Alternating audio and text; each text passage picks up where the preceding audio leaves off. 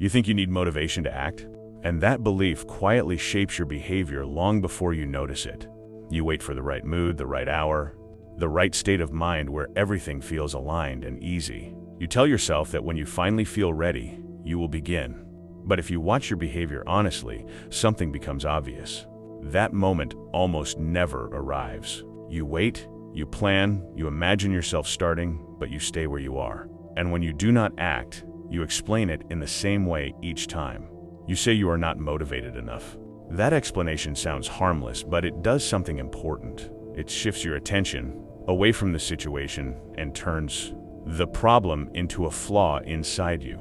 You assume that action depends on a feeling that has not appeared yet. But motivation is not stable. It rises when something feels clear, meaningful, and emotionally engaging. And it falls when something feels uncertain, complicated, or undefined. That means you are not truly waiting for motivation. You are waiting for clarity without realizing it. But instead of recognizing that, you try to generate motivation directly. You search for a video, a quote, a speech, a feeling strong enough to push you forward. And sometimes it works for a moment. You feel a surge of energy, a brief sense of certainty, and action seems possible. But the feeling fades. And when it fades, you stop again. Then you repeat the same explanation. You tell yourself that you need more motivation, when in reality you are depending on a temporary state to solve a structural problem. That is why the cycle keeps repeating. You are trying to begin from emotion instead of understanding.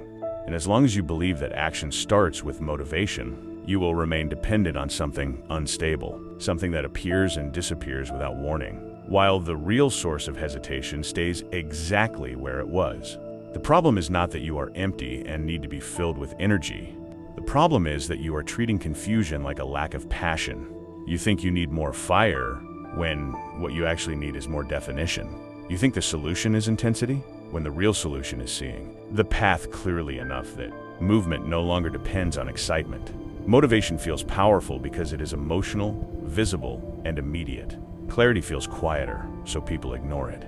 But quiet things often control your life more than loud ones. You do not stop because you are empty. You stop because you are uncertain.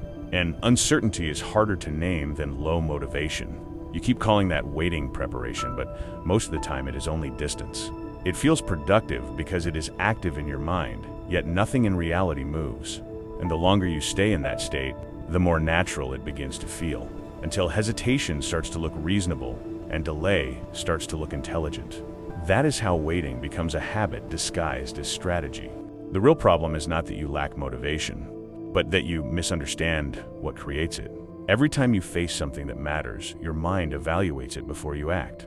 This evaluation is fast, automatic, and mostly invisible. It looks at the difficulty of the task, the clarity of the process, the predictability of the outcome, and the amount of control you believe you have. If something in that evaluation feels vague, unstable, or too complex to hold in your mind clearly, hesitation appears. That hesitation is not weakness. It is a signal that your understanding is incomplete. But instead of treating it like information, you treat it like an obstacle. You try to overpower it. You wait for motivation to arrive and remove it. But motivation does not remove uncertainty. It only creates a short burst of emotional momentum that makes uncertainty feel less important for a while. That is why motivation can help you start, but cannot reliably help you continue. The structure of the problem is still there. The confusion is still there. The undefined steps are still there. And once the emotional surge fades, your mind returns to the same evaluation and reaches the same conclusion. This is unclear. This is unstable. This does not feel fully safe to enter. And so resistance returns. Then you interpret that return as personal failure. You say you lost motivation. You say you were inconsistent. You say you cannot stay disciplined. But what actually happened is simpler. The feeling changed while the structure stayed the same. That is why relying on motivation creates unstable behavior. You act when your state temporarily supports action, and you stop when it no longer does. Over time, this trains you to believe that movement depends on mood. And once you believe that, you begin waiting for moods instead of building understanding. That makes your progress fragile, because moods are temporary, while structure is what determines whether action can continue when emotion falls back to normal. The mind does not care how inspired you felt an hour ago. It reacts to what it sees now. If the task still feels unclear, the hesitation will return. If the outcome still feels undefined, the resistance will return. And if you never examine that, you will keep blaming the disappearance of motivation instead of the absence of structure. What feels like inconsistency is often just repeated contact with the same unresolved confusion. You are not starting and failing for mysterious reasons. You are entering the same fog and expecting a feeling to guide you through it. Real progress begins when you stop asking how to feel more inspired and start asking what is still too foggy to enter directly. A task that is emotionally charged but structurally unclear will always collapse when the emotion fades, because the mind cannot stay inside what it still cannot map. That is why mood feels powerful at first, but unreliable over time. It moves first, but it cannot carry the whole process. Once you see this pattern clearly, your approach to action changes. You stop asking how to feel motivated, and you start asking what is unclear. That shift matters, because it moves your attention away from emotion and toward structure. Instead of waiting for the right state, you examine the task itself.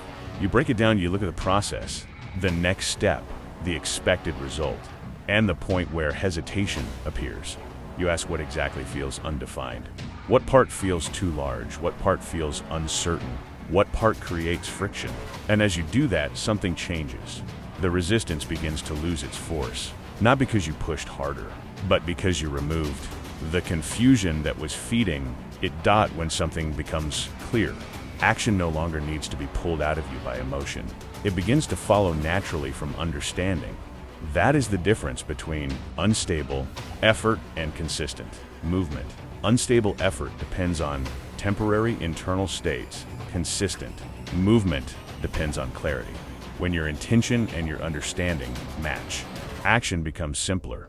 You no longer need to create artificial urgency, because there is no longer an invisible wall between you and the task. You are not fighting yourself anymore. You are moving through something. That makes sense. And that is why clarity matters more than motivation.